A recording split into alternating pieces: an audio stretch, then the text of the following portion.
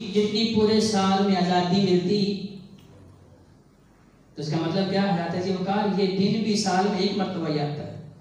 تو جن خوش نصیب لوگوں کو ملے گا اور جو اس کے اندر محنت کریں گے، کوشش کریں گے اور وہ تمام نیکی کے کام جو نبی کریم صلی اللہ علیہ وآلہ وسلم نے بتائے وہ کریں گے تو وہ اللہ کے محبوب بن جائیں گے۔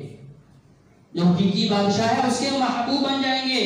حضرت عبداللہ رضی اللہ عنہ بیان فرماتے ہیں کہ نبی کریم صلی اللہ علیہ وآلہ وسلم کا فرمان اعظم الایام عند اللہ یوم النحر ثم یوم القر، دنیا کے دنوں میں سے سب سے زیادہ فضیلت والا اجر و ثواب کے اعتبار سے دو دن ہیں، یوم النحر قربانی کا دن و یوم القر اور یوم القر۔ حضرت ابو بکر صدیق رضی اللہ عنہ نے نبی علیہ السلام سے پوچھا رسول اللہ یوم القر سے کیا مراد ہے؟ اپنا یوم الثانی، عید کا دوسرا دن۔ تب کیا ہوا کہ نبی علیہ السلام کی احادیث کو اکٹھا کریں، یہ جو تین دن ہیں، یوم العرفہ جسے یوم التاسع بھی کہتے ہیں، 9واں 10واں عید کا دن اور 11واں، یہ تین دن ایسے ہیں جو اللہ تبارک و تعالیٰ کو بہت زیادہ خوش کرنے والے ایام ہیں۔ لیکن افسوس کہ ہم ان دنوں میں کرتے کیا ہیں؟ ہم ان دنوں میں شیطان کو خوش کرتے ہیں۔ اب یہ دن تھے خالق کو خوش کرنے والے، یہ دن تھے حقیقی بادشاہ کو خوش کرنے والے، یہ دن تھے اپنے رازق سے تعلق مضبوط کرنے کا۔ تو ہم ان دنوں میں دنیا کے پیچھے دوڑ رہے ہیں، فضولیات کے پیچھے بھاگ رہے ہیں، بازاروں کے اندر اپنا وقت ضائع کر رہے ہیں۔ نبی کریم صلی اللہ علیہ وآلہ وسلم ان دنوں میں کرتے کیا تھے؟ سعید بن جبیر رضی اللہ عنہ بیان فرماتے ہیں اذا داخل ایام العشر اجتہد اجتہادا شدیدا حتی ما یکاد یقدر علیہ۔ فرمایا سارے صحابہ کا یہ معمول تھا کیونکہ انہوں نے نبی کریم صلی اللہ علیہ وآلہ وسلم سے یہ بات سیکھی تھی۔ نبی علیہ السلام تو کوئی بھی لمحہ ضائع نہیں کرتے تھے۔ حق علیہ السلام کا معمول کہ حق علیہ السلام تو ہر لمحے اللہ کی بندگی کرنے والے، اور صحابہ نے اللہ کے نبی سے یہی سیکھا۔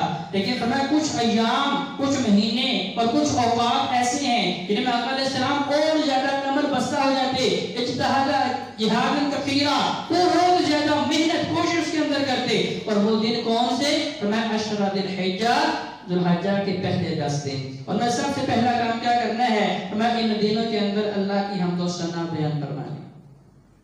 نبی علیہ السلام کا معمول جو حق علیہ السلام ان 10 ایام کے اندر جو کام کرتے تھے، جو کام اللہ کو محبوب تھے، جو کام اللہ کی محبت لانے والے تھے، ان میں سب سے پہلا کام کیا کرنا ہے؟ اللہ تبارک و تعالیٰ کی حمد و ثنا بیان فرمانی۔ فَمَا مِنْ أَيَّامٍ أَعْظَمُ عِندَ اللَّهِ وَلَا أَحَبُّ إِلَيْهِ مِنَ الْعَمَلِ فِيهِنَّ مِنْ هَذِهِ الْأَيَّامِ الْعَشْرِ فَاكْثِرُوا فِيهِنَّ مِنَ التَّهْلِيلِ وَالتَّكْبِيرِ وَالتَّحْمِيدِ۔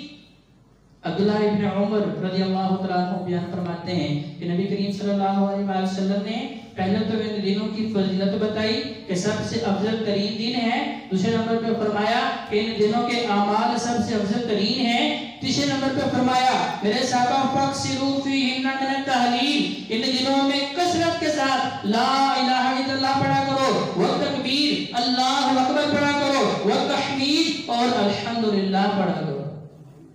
نبی کریم صلی اللہ علیہ وآلہ وسلم حکمن صحابہ کو یہ بتا رہے ہیں کہ ان دنوں کے اندر کرنا کیا ہے؟ لا الہ الا اللہ، اس تسبیح کو کثرت سے بیان کرنا ہے، اللہ اکبر، اس کی حمد و ثنا جو ہے الحمدللہ۔ فَاكْثِرُوا فِيهِنَّ، ان دنوں میں سب سے زیادہ اللہ کا ذکر کرنا ہے۔ نبی کریم صلی اللہ علیہ وآلہ وسلم ان کے بارے میں عائشہ صدیقہ رضی اللہ عنہا بیان فرماتی ہیں کہ میں نے جب بھی آقا علیہ السلام کو دیکھا آپ کی زبان مبارک پہ اللہ کا ذکر دیکھا۔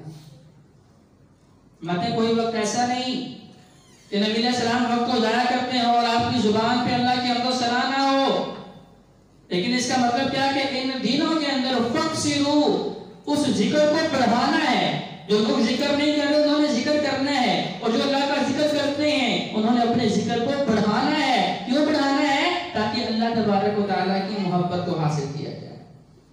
دوسرا عمل فرمایا کہ ان دنوں کے اندر آپ نے اللہ کی طرف سے جو منہیات ہیں، جن چیزوں سے اللہ تبارک و تعالیٰ نے منع کر دیا ہے، فَلَا تَظْلِمُوا فِيهِنَّ أَنفُسَكُمْ، وہ گناہ آپ نے نہیں کرنے۔ ویسے تو میرا اللہ دن پر رات مجھے اور آپ کو دیکھتا ہے، کرامن کاتبین میرا آپ کا ریکارڈ تیار کر رہے ہیں، ہم جو بھی کام کرتے ہیں وہ لکھا جاتا ہے۔ ہماری زبان سے جو بھی کلمہ نکلتا ہے وہ لکھا جاتا ہے، ہر عمل کا اور ہر بات کا اللہ کی بارگاہ میں جواب دینا ہے۔ لیکن اللہ تبارک و تعالیٰ نے خاص طور پہ وہ حرمت والے مہینے جن میں سے ذوالحج بھی ہے ان کے اندر خاص طور پہ فرمایا فَلَا تَظْلِمُوا فِيهِنَّ أَنفُسَكُمْ، ان دنوں میں آپ نے اپنے اوپر ظلم نہیں کرنا۔ وہ ظلم کیا ہے؟ جب انسان گناہ کرتا ہے تو گویا کہ اپنے آپ کو جہنم میں گرانے کا سبب حاصل کر رہا ہے، تو گویا کہ انسان اپنے اوپر ظلم کرتا ہے۔ وَلَا تَظْلِمُوا فِيهِنَّ أَنفُسَكُمْ، ان دنوں کے اندر اللہ کی نافرمانی نہیں کرنی، ان دنوں کے اندر اللہ کو ناراض نہیں کرنا، ان دنوں کے اندر کوشش کیا کرنی ہے کہ ہر وہ کام کیا جائے جس کی وجہ سے اللہ تبارک و تعالیٰ کی رضا اور اللہ تبارک و تعالیٰ کی خوشنودی حاصل ہو۔ دوسرا عمل، نبی کریم صلی اللہ علیہ وآلہ وسلم ان دنوں میں کثرت سے روزہ بھی رکھتے تھے۔ یہ پہلے 9 دن کیونکہ 10 تاریخ کو تو عید کا دن ہے، نبی صاحب نے فرمایا کہ عید کے دن شیطان روزہ رکھتا ہے کیونکہ یہ دن مسلمانوں کے لیے خوشی کا دن ہے۔ اس دن اللہ کے بندے جو ہے خوشی کا اظہار کرتے ہیں، تو جب مومن خوش ہوتا ہے تو شیطان افسردہ ہوتا ہے، وہ غم میں جاتا ہے۔ کبھی میں نے تو اتنی کوشش کی، پورا سال اس سے گناہ کروائے، لیکن اللہ نے رمضان دیا کہ بندہ گناہوں سے پاک ہو گیا، اللہ نے ذوالحج دیا کہ بندہ گناہوں سے پاک ہو گیا، تو ایک اس کی ساری محنت جو ہے وہ ختم کر دی جاتی ہے۔ اللہ کی رحمت کے سائے میں بندہ مومن اور بندہ مسلم چلا جاتا ہے تو شیطان خوش نہیں ہوتا، عید کے دن مسلمان اور مومن خوش ہوتا ہے۔ تو نبی کریم صلی اللہ علیہ وآلہ وسلم ان دنوں میں کثرت سے نفلی روزہ رکھتے تھے۔ ایک نفلی روزہ جو اللہ کی رضا کے لیے رکھا جاتا ہے، نبی کریم صلی اللہ علیہ وآلہ وسلم کیا فرماتے ہیں، اس ایک روزے کی وجہ سے اللہ تبارک و تعالیٰ اتنا خوش ہوتے ہیں اور اللہ تعالیٰ اپنے بندے سے اتنی محبت کرتے ہیں، اس روزہ دار کو جہنم سے 40 سال دور کر دیتے ہیں۔ 40 خریفہ۔ اب ذات جلال حشر کے میدان میں 2 ہی مقام ہیں، یا تو اصحاب الیمین دائیں ہاتھ والوں کے لیے جنت ہے، واصحاب الشمال اور بائیں ہاتھ والوں کے لیے جہنم ہے۔ جو بندہ جنت سے دور کیا جائے گا وہ بندہ جہنم کے قریب ہوگا، اور جو بندہ جہنم سے دور ہوگا وہ بندہ جنت کے قریب ہوگا۔ تو ایک نفلی روزہ 40 خریفہ جہنم سے 40 سال دور، مطلب کیا ہے کہ وہ جنت کے بالکل قریب چلا جائے گا۔ اس کا مطلب کیا ہے کہ یہ عمل چھوٹا نہیں ہے۔ اور پھر یوم العرفہ، عرفہ کے دن کا روزہ، دوسری حدیث میں یوم التاسع 9 ذوالحج کا روزہ، فرمایا 2 سال کے گناہ اللہ تبارک و تعالیٰ معاف کر دیتے ہیں۔ کتنی بڑی فضیلت، کتنا بڑا اجر و ثواب کہ انسان ایک دن کا کام کرتا ہے اور اسے 2 سال کی اجرت دی جاتی ہے۔ لیکن دنیا کے اندر کوئی ایسا کاروبار نہیں کہ بندہ ایک دن کام کرے اور 2 سال تک بیٹھ کے کھائے، لیکن اللہ کا الحاکمین جو اپنے بندے سے 70 ماؤں سے زیادہ محبت کرنے والے ہیں، میرا اللہ نہیں چاہتا کہ اللہ کے بندے جہنم میں گریں، لیکن اگر اس کے باوجود ان دنوں کو پایا بھی ہے، اللہ نے ان دنوں کو بار بار ہماری زندگی میں لوٹایا بھی ہے، لیکن ہم نے فائدہ نہیں اٹھایا، اس کا مطلب میرا اللہ ظالم نہیں بلکہ ہم خود ظالم ہیں۔ اگر اس نیکی کا موقع اللہ نے دیا، ہمارے کانوں میں آواز آتی ہے حی علی الصلاۃ، لوگوں کامیابی کی طرف آ جاؤ، آج لوگوں سے پوچھتے ہیں او بھائیو مجھے کوئی طریقہ بتاؤ کہ میں کامیاب ہو جاؤں، لوگوں سے پوچھتے ہیں، موٹیویشنل اسپیکرز کے پاس جاتے ہیں اور پھر مجھے کوئی ایسی بات بتا دیں میں کامیاب ہو جاؤں۔ میرا اللہ جو حقیقی کامیابیاں دینے والا ہے، وہ دن میں 5 مرتبہ اس کی طرف سے پیغام آتا ہے حی علی الصلاۃ، لوگوں اللہ کی طرف سے رحمتیں آ رہی ہیں، اللہ کی طرف سے کامیابی آ رہی ہیں۔ اگر سننے کے باوجود میں مسجد میں نہیں آتا تو میرے اللہ کا ظلم نہیں ہے، میرے بھائیو یہ میرا خود کے اوپر ظلم ہے۔ تو میرا اللہ کہتا ہے فَلَا تَظْلِمُوا فِيهِنَّ أَنفُسَكُمْ، لوگوں اپنی نفس کے اوپر ظلم نہ کرو۔